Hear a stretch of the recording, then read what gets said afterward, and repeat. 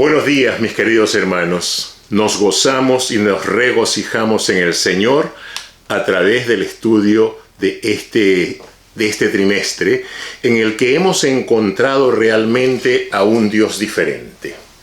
Realmente muchos de nosotros no estábamos convencidos del amor incondicional de Dios. Ese amor solamente dado por gracia. Y al paso que vamos estudiando, vamos descubriendo estos hermosos atributos que Dios tiene, en el que solamente Él puede mezclar la justicia con la misericordia, en las que Él solamente puede convertir la justicia en amor y en misericordia al mismo tiempo, con un amor compasivo. Hemos visto de que el amor de Dios es incondicional, que el amor de Dios es dado a todos por gracia. Hemos visto también de que el amor es relacional, de que existe una relación, no específicamente una condición, pero sí hay una relación de reciprocidad, que la única condición que Él requiere para continuamente brindarnos de su amor es que nosotros seamos obedientes a su palabra y que podamos descubrir en Él el hacer su voluntad. Así de que nos estamos gozando. Realmente es un privilegio el poder estudiar estas lecciones y saber de que aún en nuestros días tenemos que aferrarnos a Dios, porque vale la pena conocerlo más y más profundamente cada vez. Esta semana vamos a estudiar acerca del amor compasivo, del amor apasionado que Dios tiene para con sus hijos. Pero antes de entrar en el tema, yo les voy a pedir que juntamente inclinemos nuestro rostro para orar. Bondadoso Dios y Padre eterno, gracias infinitas te damos, Señor, por ese amor inconmensurable, por ese amor que solamente tú nos puedes dar, por ese amor que es difícil de entender en nuestro razonamiento y lógica humana, pero que tú nos amas con ese amor y podemos sentirlo en nuestro corazón. Permite que el Espíritu Santo nos ilumine al abrir tu palabra para poder descubrir en ellas cuántas verdades tú tienes para nosotros. Gracias, Señor, por la presencia del Espíritu Santo. Gracias, Señor, por tu Hijo Jesucristo, que derramó su sangre en la cruz para darnos la oportunidad de volvernos a encontrar contigo. Y nos ponemos en tus manos, Señor, para que tú nos guíes en el repaso de esta lección. En el nombre de Cristo Jesús. Amén. Bien, mis amados hermanos, entonces decíamos de que el amor de Dios es apasionado y el amor de Dios es compasivo. Y dice el verso de memoria: ¿puede una madre olvidar a su niño de pecho para no compadecerse del hijo de sus entrañas? Aunque ella se olvide, yo nunca te olvidaré. Esto nos lleva a hacernos unas preguntas. ¿Tiene Dios emociones? El Antiguo Testamento se refiere a menudo cómo se siente Dios. ¿Las emociones de Dios afectan su juicio? Yo conozco a personas cuyo juicio se basa principalmente en las emociones, en lugar de la lógica. Y considero que tienen habilidades inferiores para tomar decisiones. Al mismo tiempo, a menudo soy bendecido cuando la gente me trata con una emoción positiva, en lugar de la forma lógica que dictaría estas emociones. Si esto incluye las emociones, y creo que sí las incluye, ¿cuán similares son nuestras emociones a las emociones de Dios? Entremos en nuestro estudio de la Biblia y descubrámoslo. El Salmo 103, el Salmo escrito por el rey David, el Salmo 103 en toda su extensión, en sus 22 versículos, nos habla de esa maravillosa experiencia que Dios quiere tener con sus hijos. Y por ejemplo, en el Salmo 103 y verso 13, confío en que tú como yo tuviste un gran padre, ¿verdad? Si es así, podrías confiar en que tu padre te amaría y se preocuparía por ti. Cuando yo me enfrento a un problema, saber que Dios se preocupa por mí como mi padre se preocupó, me tranquiliza de verdad. Quiero preguntarte, ¿eres tú padre o madre? Una de las mejores cosas de tener hijos es que ellos nos enseñan mucho sobre nuestra relación con Dios. ¿Qué es lo que le ha enseñado acerca de Dios el hecho de ser padre o madre? Pero leamos el versículo 13 del capítulo 103. Como el Padre se compadece de los hijos, se compadece Jehová de los que le temen. Como el Padre se compadece de los hijos, se compadece Jehová de los que le temen. El contexto realmente es importante. ¿Son estas personas obedientes? Esto describe cómo reacciona Dios ante nosotros cuando hacemos algo incorrecto. Leamos en el Salmo 103 y verso 11 y 13. Porque como la altura de los cielos sobre la tierra, engrandeció su misericordia sobre los que le temen. Cuánto está lejos el oriente del occidente, hizo alejar de nosotros nuestras rebeliones. Nuestro pecado es la tensión que afecta nuestra relación con Dios. ¿Hasta qué punto promete Dios resolver nuestro problema del pecado? Él elimina nuestros pecados a una distancia eterna. Tanto el Salmo 103 como el verso 13 como el Salmo 103 verso 11 dicen que la actitud amorosa de Dios es para aquellos que le temen. ¿Cómo entiendes esta reserva? Pensando en nuestra relación y en esta lección de hace 2 semanas, creo que se refiere a aquellos que quieran agradar a Dios. Ahora veamos las emociones de Dios en relación a nuestras emociones. ¿Qué diferencia hay en ellas? Si vemos en Oseas capítulo 11 y verso 8 al 9, allí vamos a encontrar que Dios nos dice específicamente que sus emociones son diferentes a las nuestras. Como sugieren estos versículos que esto es realmente cierto, la compasión de Dios por nosotros modera su ira ardiente. ¿Qué hacemos los humanos que Dios no hace? Él no pierde el control. Dios nunca pierde el control. Él nunca permite que sus emociones sean negativas y superen sus emociones positivas hacia nosotros. Nuestro texto de memoria para hoy se encuentra, como ya vimos en Isaías capítulo 49 y versículo 15. Y es realmente profundo. Se olvidará la mujer de lo que dio a luz para dejar de compadecerse del hijo que lleva en su vientre. Aunque ella lo olvide, yo nunca me olvidaré de ti, dice el Señor. Ahora vamos a ver este aspecto del amor de Dios, de la misericordia de Dios y del amor apasionado de Dios y a la vez compasivo a través de 3 puntos importantes que queremos mencionar. Ver a través de unas imágenes maternales y paternales cómo el amor de Dios se refleja en nosotros. Luego vamos a ver que a través de un lenguaje inmensamente e intensamente emocional, el que Dios utiliza para relacionarse con sus hijos. Y esto nos conllevaría a hacernos una pregunta, que si Dios es celoso, ¿y cómo son los celos de Dios? Como Dios se relaciona con nosotros, todas las imágenes registradas en la Biblia realmente son didácticas. El Padre, el Hijo, son imágenes diseñadas para establecer la relación entre una madre o un padre. A veces Jesús nos dice que su iglesia representa a la esposa, siendo esta nuevamente una imagen para establecer su relación específicamente de amor. Veremos hoy a Dios como papá y a nosotros como sus hijos.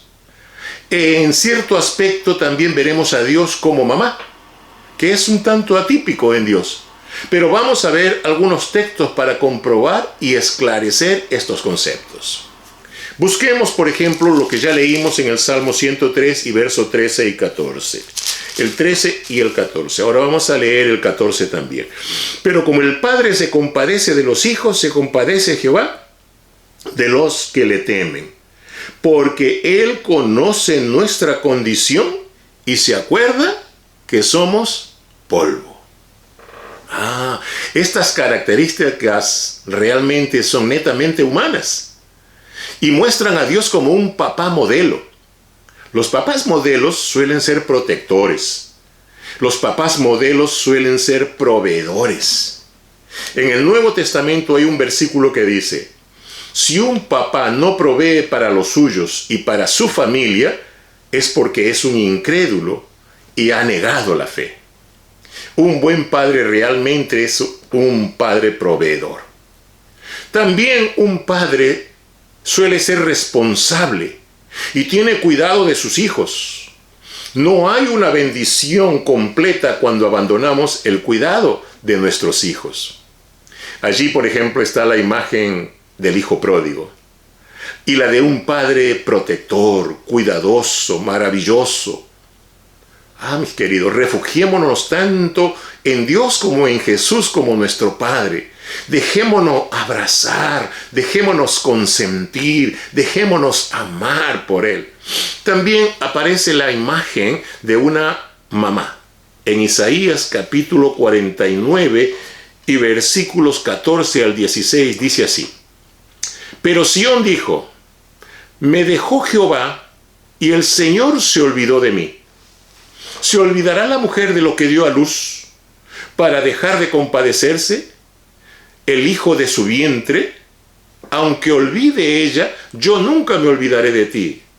He aquí que en las palmas de mis manos te tengo esculpido. Delante de mí estarán siempre tus muros. En el capítulo 49 de Isaías se habla de la futura restauración de Sión y de Israel, cuando regresaban del cautiverio. Ese asunto no se cumplió completamente. Tendrá que cumplirse a través del nuevo Israel que es la iglesia. Pero ustedes dirán: ¿Dios me abandonó? Y Él responde que no. Las buenas mamás nunca abandonan a sus hijos. La palabra que aparece como compasión es raham, que significa realmente vientre. De ella proviene la palabra compasivo. Es algo muy profundo, es algo intenso, realmente proviene de las entrañas y profundidades del ser humano. Lo mismo siente Dios para con nosotros. En las imágenes del libro de Oseas, que llegan hoy hasta nuestros días, en la figura de Oseas, Oseas representa a Dios y Gomer a la infidelidad del pueblo de Israel. Observe aquí que Gomer no simboliza a Israel misma, sino específicamente a la infidelidad del pueblo. Probablemente Gomer no fue apedreada como decía el mandamiento en el pueblo de Israel para con las mujeres, porque Gomer probablemente no era israelita. Ella probablemente venía de alguna otra ciudad. No hay registro bíblico que lo pruebe, pero probablemente Gomer no pertenecía a ninguna tribu de Israel. Pero observen cómo Oseas amó a su esposa desde lo más profundo de sus entrañas. Fíjense en la respuesta del Señor en el libro de Oseas. Ustedes me encaran, ustedes me irritan, porque ustedes son rebeldes. Pero ahora veamos el amor compasivo. Cuando Israel era muchacho, yo lo amé, y de Egipto llamé a mi hijo. Cuanto yo más lo llamaba, tanto más él se alejaba de mí. A los Baales sacrificaban y a los ídolos ofrecían sahumerios. Yo, con todo eso, enseñaba a andar al mismo Efraín, tomándole de los brazos. Y no conocéis que yo lo cuidaba. Con cuerdas humanas los atraje, con cuerdas de amor. Y fui para ellos como los que alzan el yugo delante de su cerviz, y puse delante de ellos la comida. ¿Cómo podré abandonarte, oh Efraín? Te entregaré yo, oh Israel, dice el Señor. Como padre, yo hacerte como Adán y ponerte como Zeboín. Mi corazón se conmueve dentro de mí, se inflama toda mi compasión. ¿Por qué lo llama Efraín? Israel para ese entonces se había dividido en el reino del norte y el reino del sur, y estaban en profunda querella. ¿Dios es celoso? Claro que sí. ¿Qué significa que Dios sea celoso? Los celos humanos y los celos divinos no tienen nada que ver. No se pueden siquiera comparar.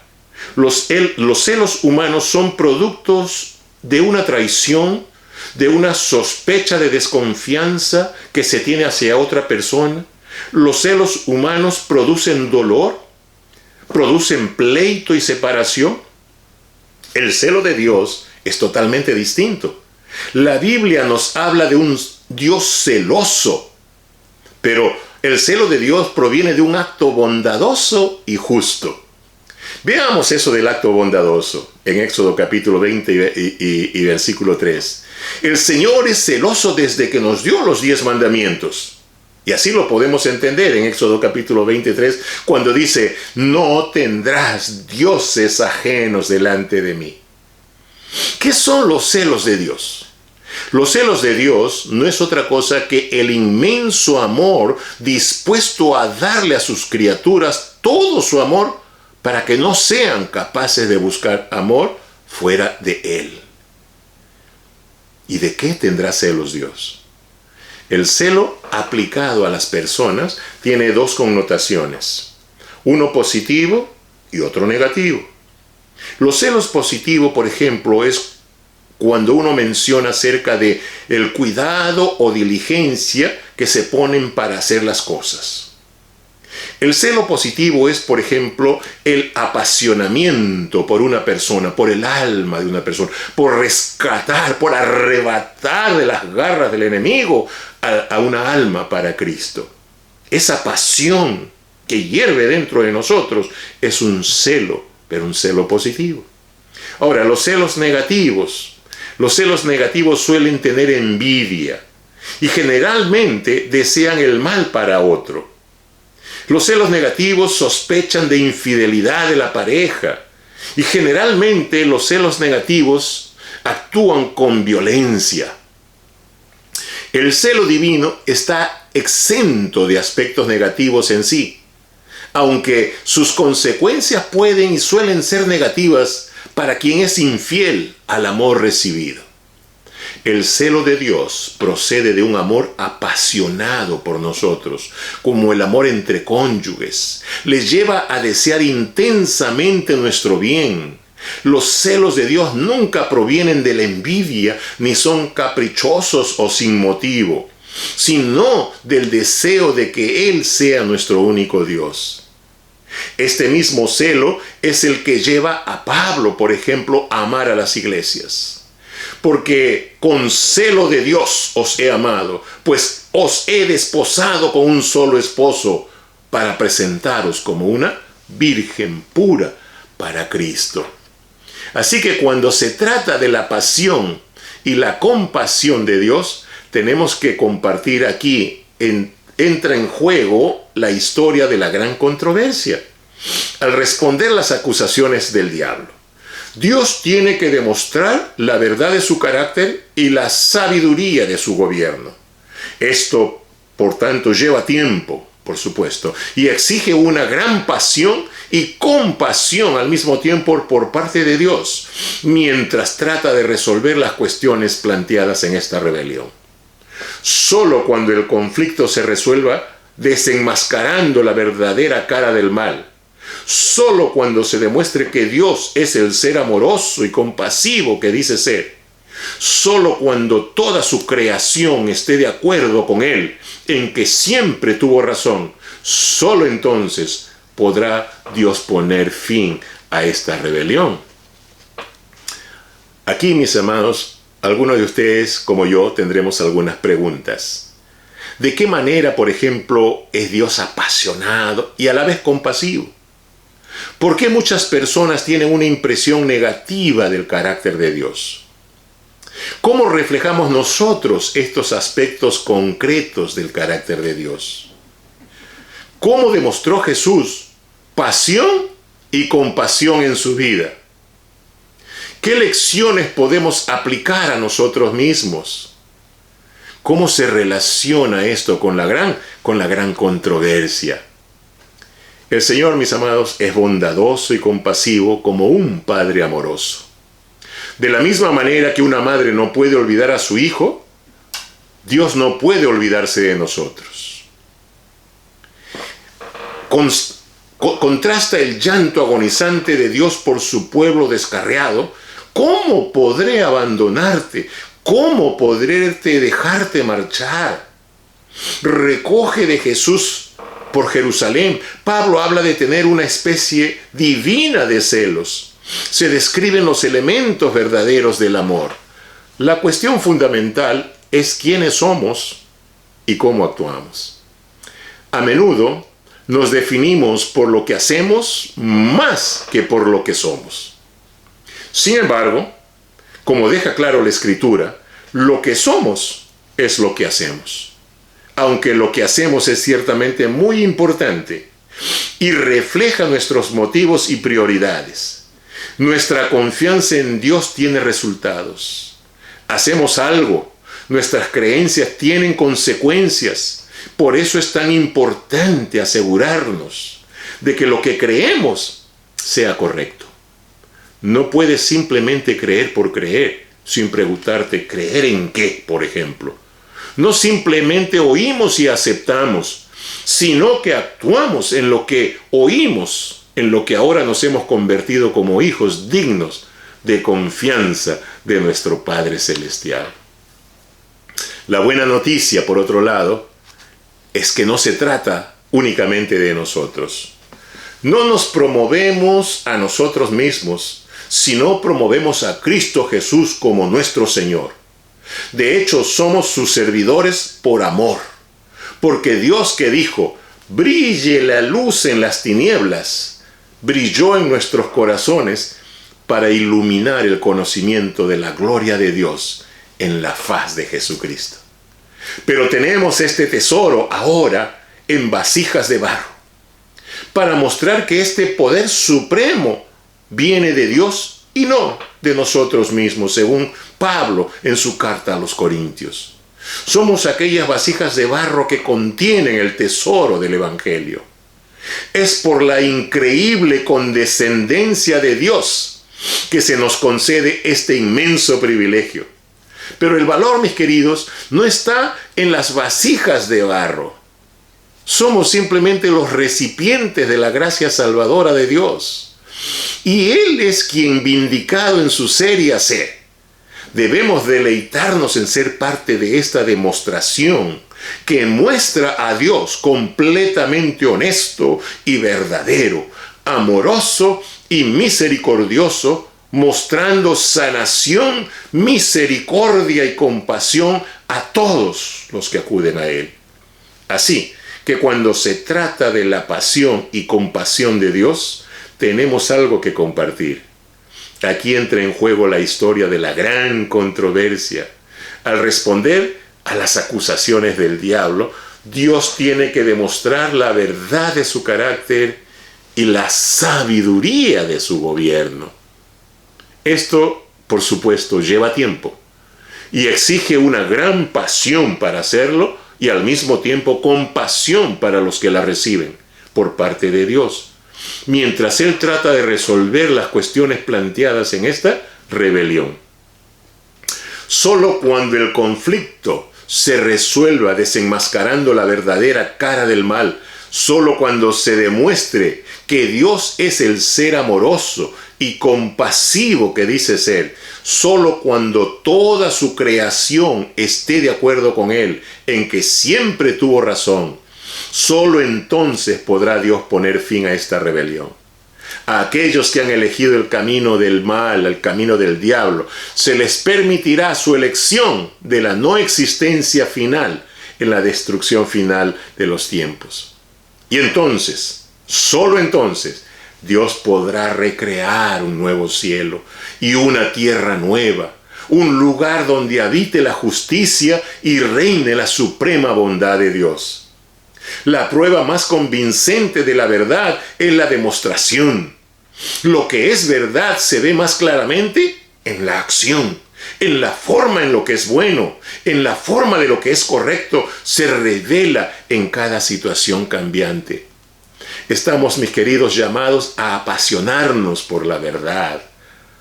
Estamos llamados a apasionarnos por el bien, a ser amables, a ser compasivos unos con otros.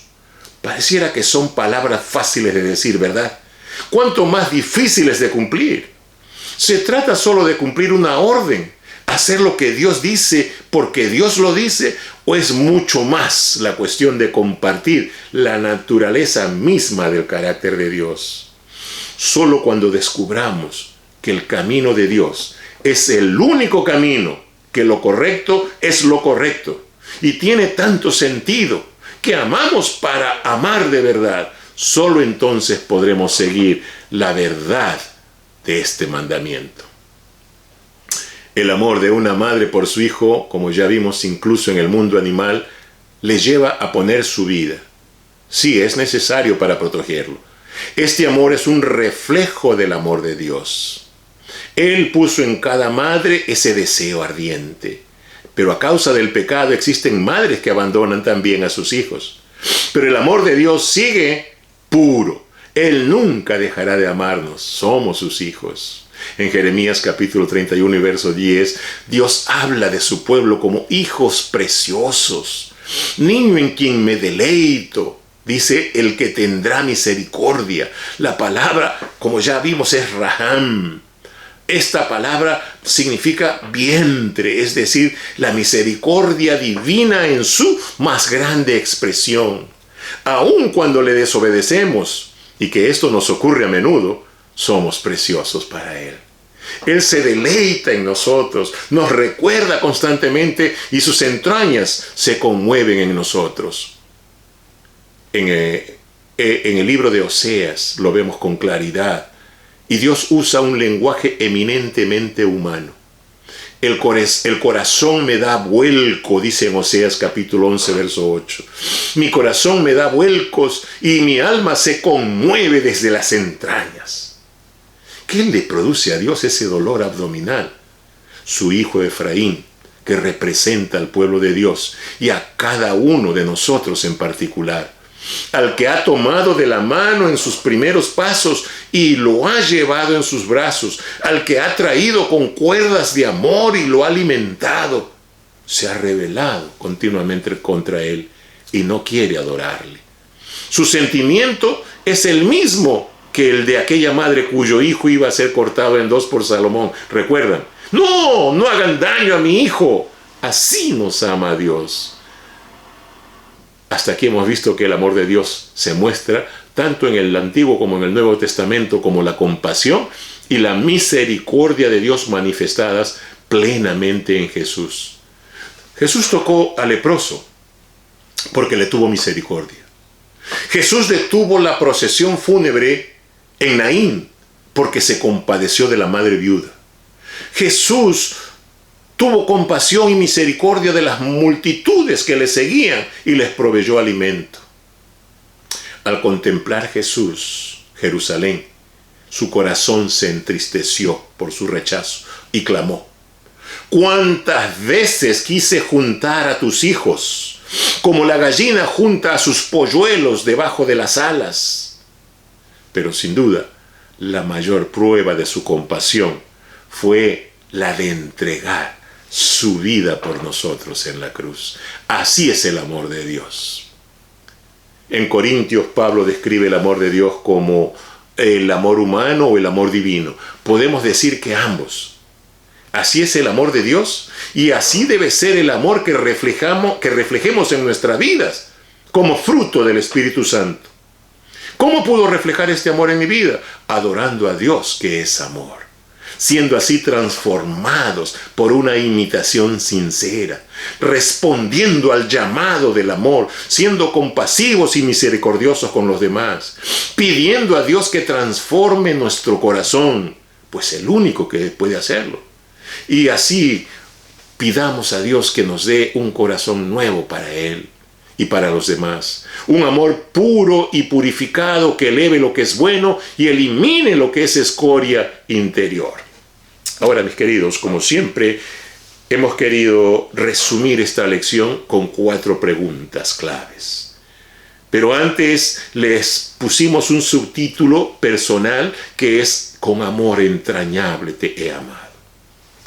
La primera pregunta tiene que ver acerca de ¿a qué se asemeja la compasión de Dios? A la compasión de los padres y madres que aman a sus hijos. Excepto que la de Dios es inquebrantable y la de las personas no. El amor de Dios tiene fuertes aspectos emocionales y afectivos, similares al amor paternal. La metáfora del amor divino como amor maternal transmite la idea de que Dios no olvida a su pueblo y que tiene compasión de él. ¿Cómo podemos reflejar la compasión de Cristo? Atendiendo las necesidades de los demás, como lo hizo Cristo con su amor entrañable. En el Nuevo Testamento se describe emocionalmente la compasión entrañable de Jesús, empleando el lenguaje visceral de las partes internas del cuerpo que se mueven. Para decirlo con más precisión, Él se conmueve física y emocionalmente con una profunda compasión amorosa por la gente. Esto es compatible con la descripción del Antiguo Testamento de la profunda compasión de Dios por su pueblo. Jesús lloró, queridos. Jesús lloró. Al acercarse a Jerusalén, Jesús se conmovió de tal manera que lágrimas le salieron de sus ojos. Y Jesús lloró por amor. ¿A qué se refieren los celos de Dios? Al amor apasionado que Dios siente por nosotros, con quienes quiere una relación exclusiva. El celo de Dios por su pueblo proviene del profundo amor que Él siente por nosotros. Dios desea una relación exclusiva con su pueblo. Solo Él ha de ser nuestro Dios. Los celos de Dios son producto de ese amor apasionado. No tienen las connotaciones negativas de los celos humanos. Nunca obedecerán a la envidia, sino al legítimo anhelo de disfrutar de una relación exclusiva con su pueblo y para el bien de éste. ¿Cómo podemos reflejar en los demás el amor compasivo y apasionado de Dios? Mediante la fe en Cristo. Para que el Espíritu Santo derrame en nosotros el amor de Dios. Nosotros no podemos comprar el amor, ni nosotros podemos comprar la fe. Tenemos que pedirla a la fuente inagotable de amor y de fe que es Dios. No podemos producir en nosotros un amor que todo lo sufre, que todo lo cree, que todo lo espera y todo lo soporta y que nunca deja de ser. Ese amor solo puede ejemplificarse en nuestra vida como fruto del Espíritu Santo. Alabado sea Dios, porque el Espíritu Santo derrama el amor de Dios en los corazones de quienes permanecen en Cristo Jesús. Fue la exclamación de Pablo en Romanos capítulo 5 y verso 5. El Espíritu Santo derrama el amor de Dios en los corazones de quienes permanecen en Cristo Jesús por la fe. No puedo terminar, hermano, sin hacerte un llamado. ¿Quieres permanecer en Cristo para que el Espíritu Santo derrame el amor de Dios en tu corazón y al mismo tiempo puedas compartirlo con los demás para hacer de este mundo un mundo diferente? Para hacer de tu hogar un lugar diferente, un lugar donde reine el amor, donde reine la misericordia, donde reine la compasión. ¿Quieres permanecer en Cristo para que el Espíritu Santo que está en medio de nosotros derrame ese amor sincero en tu corazón? Ese es mi pedido y oración al Señor. que puedas abrir tu corazón para que el Espíritu de Dios opere en él. Con esto damos por concluido el repaso y resumen de nuestra lección para esta semana, no sin antes decirte que Dios te bendiga, que Dios te guarde, que Dios haga resplandecer su rostro sobre ti y que Dios tenga de ti paz y ponga en tu corazón misericordia y amor. Nos vemos en el repaso de una nueva lección esta próxima semana. Que Dios te bendiga. Hasta pronto.